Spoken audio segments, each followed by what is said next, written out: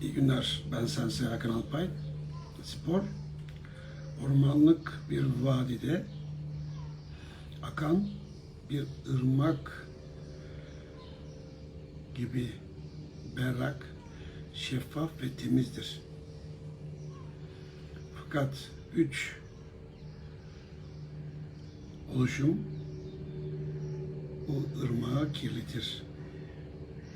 Para, entrika ve politika. Sevgilerimle ben Sensei Hakan Alpay. Os.